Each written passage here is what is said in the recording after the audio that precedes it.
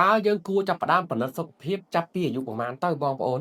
អាចគេដឹងហើយជួយ comment ខាងក្រោមនេះផងអញ្ចឹងអាយុចាប់ពី20ឆ្នាំឡើងទៅរហូតដល់29គឺយើងត្រូវចាប់ផ្ដើមពិនិត្យសុខភាពហើយប៉ុន្តែការពិនិត្យហ្នឹងមិនចាំបាច់តទៅពេទ្យទេបងប្អូនខ្ញុំសូមហៅប្អូនណាអ្នកដែលមានអាយុ29ចុះក្រោមអញ្ចឹងបងប្អូនត្រូវពិនិត្យទី1គឺសម្ពាធឈាមខ្លួនឯងអាហ្នឹងគឺស្រួលទេពួកឯងខ្ញុំជឿថាប៉ាម៉ាក់ឬក៏យាយតារបស់យើងគាត់មានប្រដាប់វាស់សម្ពាធឈាមនៅផ្ទះហើយយើងអាចពិនិត្យមើលទៅពីព្រោះអីជំងឺលើសសម្ពាធឈាមហ្នឹងក៏អាចកើតនៅលើក្មេងដែរមិនចាំតតែចាស់បានកើតទេទី2ពិនិត្យសុខភាពមាត់ធ្មេញភ្នែកហើយនិងផ្លូវចិត្តខ្លួនឯងផងព្រោះវ័យនេះចាប់ផ្ដើមប្រឡូកក្នុងសង្គមអាចមានបញ្ហាទាំងអស់ហ្នឹងហើយទី3បើសិនជាយើងជាអ្នកដែរផឹកច្រើនញ៉ាំច្រើនអីហ្នឹងពិនិត្យមើលខ្លាញ់ស្ករខ្លួនឯងផងហើយរយៈពេលនៃការពិនិត្យអាច1ឆ្នាំឬក៏2ឆ្នាំទៅពីព្រោះអីសុខភាពយើងនៅរឹងមាំទេមានរឿងមួយចំនួនគឺរាងកាយរបស់យើងអាច compensate ប៉ុន្តែក៏កុំភ្លេចខ្លួនច្រើនពេកយកចិត្តទុកដាក់ជាមួយនឹងសុខភាពខ្លួនឯងផងសម្រាប់បងប្អូនមានទាំងបងមានទាំងប្អូនអាយុចាប់ពី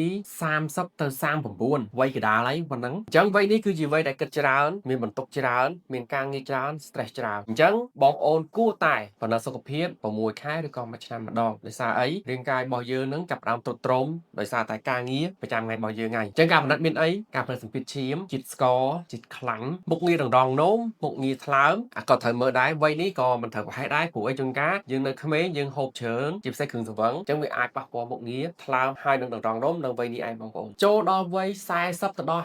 59មើលដូចគេអ្នកខាងលើអញ្ចឹងស្ករខ្លាញ់មុខងារថ្លើមមុខងាររងនោមបេះដូងអីផ្សេងៗហើយបូកថែមជាមួយនឹងមហារីកផងបងប្អូនវ័យនេះគឺយើងចាប់ផ្ដើមប្រឈមមុខជាមួយនឹងមហារីកហើយចូលដល់វ័យ60ឆ្នាំឡើងទៅអញ្ចឹងបងប្អូនត្រូវពិនិត្យទាំងអស់ដូចគេអញ្ចឹងពីលើមកបូកជាមួយនឹងពិនិត្យមើលកំហាប់ឆ្អឹងផងព្រោះអី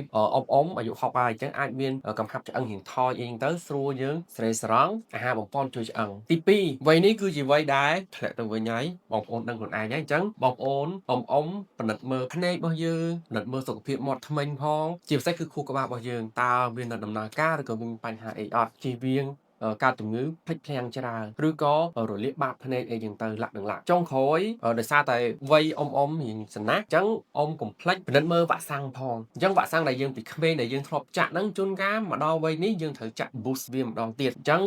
ការចាក់វ៉ាក់សាំងក៏ជារឿងល្អដែរការពារជំងឺអីផ្សេងដែលមកយាយីសុខភាពរបស់យើងអញ្ចឹងមានតែប៉ុណ្្នឹងឯងបងប្អូនហើយការប្រតិសុខភាពហ្នឹងមានអត្ថន័យយ៉ាងម៉េចទៅទី1គឺឲ្យបងប្អូនថែរក្សាសុខភាពរបស់ខ្លួនឯងបានល្អទី2គឺរក្សាអាយុរបស់យើងកាន់តែយូរដើម្បីអីមើលឃើញចៅទួតហើយជាម្លប់សម្រាប់កូនចៅយើងនៅផ្ទះដែលពេលដែលពួកគាត់មកពីធ្វើការវិញគឺគាត់ឃើញយើងទៅគាត់សប្បាយចិត្តមានតែប៉ុណ្្នឹងឯងបងប្អូនអរគុណសម្រាប់ការទស្សនាហើយខ្ញុំបាទដុកទ័ររិទ្ធនឹងជួបបងប្អូននៅវីដេអូក្រោយទៀត